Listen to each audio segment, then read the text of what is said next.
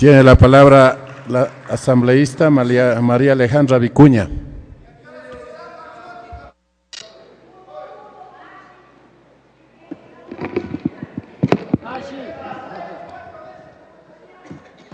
Tengan paciencia, compañeros, ya les llegará. Gracias, presidente, compañeros, compañeras asambleístas. Se han dicho muchas cifras aquí.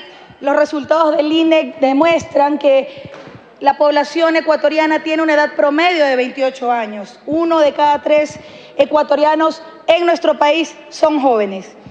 Y las características y potencialidades de este rango etario deben o debieran ser necesariamente concebidas como el combustible de todo proceso de transformación nacional. Esa es una realidad que históricamente ha sido impedida por los gobiernos de turno, también por los parlamentos de turno. Antes era impensable, pues, tener diputados jóvenes, eso era casi el equivalente a un sacrilegio, ni hablar de alcaldesas, alcaldes, concejales, mucho menos ministros, etcétera.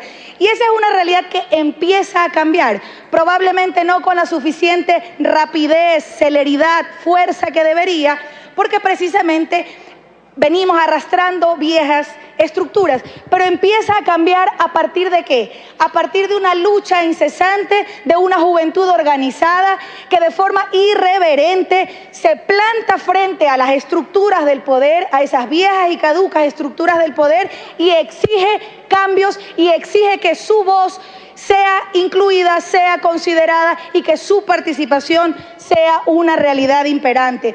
El proceso constituyente de Montecristi, no solo con los avances en materia de los jóvenes, de los derechos de los jóvenes, fue una realidad a partir de esas luchas. Todo lo que se incluyó en esa Constitución de Montecristi es el resultado y un proceso que cristalizó muchísimas demandas y exigencias de distintos sectores de la población, y la juventud es sin lugar a dudas uno de estos aspectos, uno de estos sectores que con su tenacidad, con su participación, incluyeron avances fundamentales. Ya tenemos en la Constitución derechos para el sector poblacional de la juventud.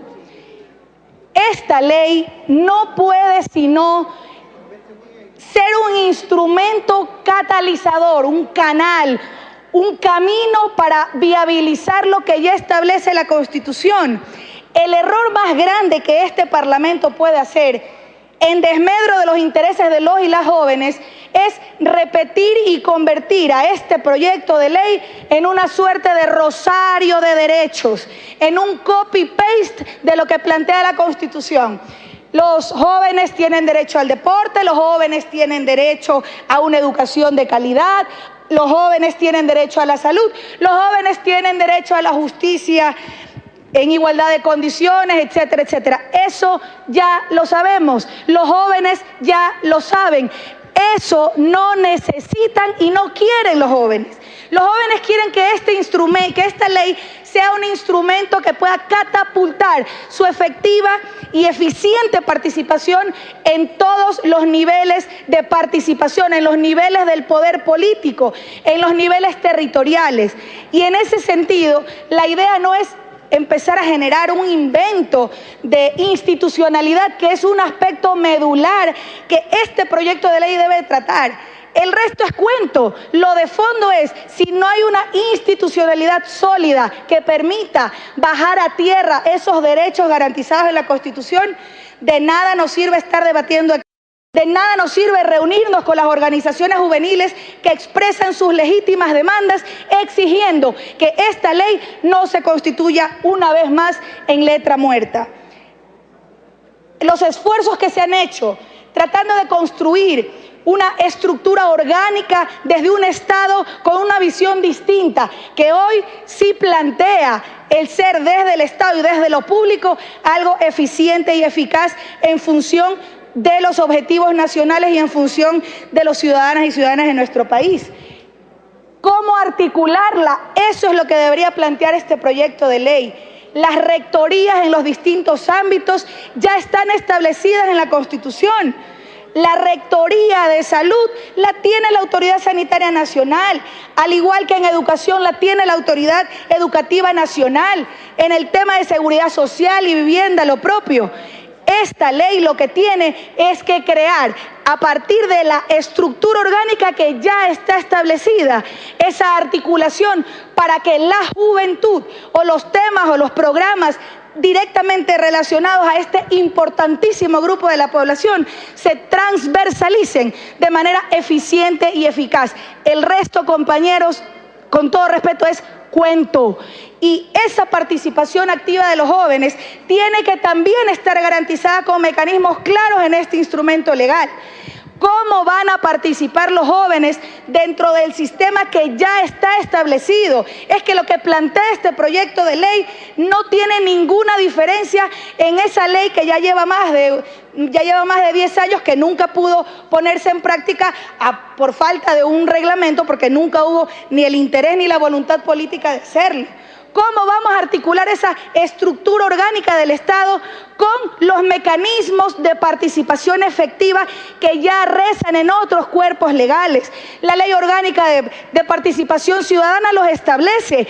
¿Cómo en esta ley vamos a garantizar quiénes, cuándo, cómo, dónde, a partir de la convocatoria de quién van a participar las organizaciones juveniles y cuáles, y de qué manera y de qué mecanismo y con qué alcances? Eso es lo que debemos debatir en este pleno, no empezar a repetir los derechos que ya los jóvenes están cansados de escucharlos porque los conocen. Ahora lo que necesitamos es instrumentos que permitan el ejercicio pleno y efectivo de esos derechos, instancias de exigibilidad de esos derechos. ¿Qué pasa cuando los rectores de determinado sector dentro de la estructura del Estado no cumplen con sus obligaciones? ¿En dónde está la instancia que va a jalarle las orejas a aquella autoridad o aquel ente rector que no cumple? Esos son los mecanismos que tienen que estar establecidos en esta ley. Y creo que hay un esfuerzo importante, no solo de las organizaciones juveniles, sino también de otros sectores, y el grupo parlamentario por los derechos, por la garantía de los derechos de los niños, niñas, adolescentes y jóvenes, ha planteado una propuesta. ¿Cómo articularla? Ese es un trabajo que por supuesto que tiene que hacer no solo la comisión, también trabajar todos los que estamos aquí en este pleno de la Asamblea Nacional para garantizar un instrumento que sea efectivo y eficaz. Esa articulación también que debería ya empezar a plantear esos lineamientos conducentes a la construcción colectiva, por ejemplo, de esa ley que definitivamente la vamos a tener que tratar aquí porque lo establece el mandato constitucional, la ley que tiene que ver con la creación de los consejos de la igualdad, y dentro de los consejos de la igualdad el consejo que tiene que ver con el tema intergeneracional, y por supuesto que dentro de ellos el tema de jóvenes es fundamental. ¿Cómo garantizar que en los distintos niveles de gobierno, en los espacios de este sistema que debe de transversalizar las políticas públicas en materia de juventud, o la juventud en todas las políticas públicas de los diferentes sectores, tienen que estar garantizados?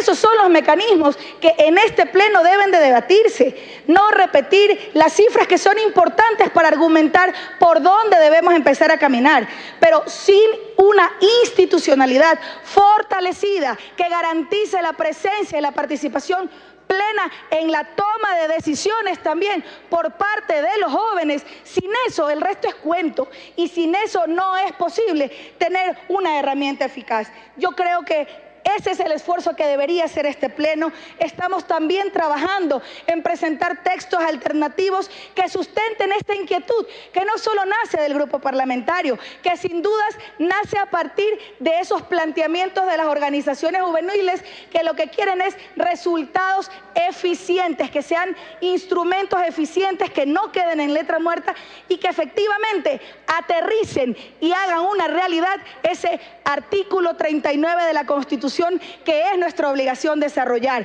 no empezar a construir o a hacer un copy-paste de los derechos que ya están consagrados en la Constitución. Gracias, presidente.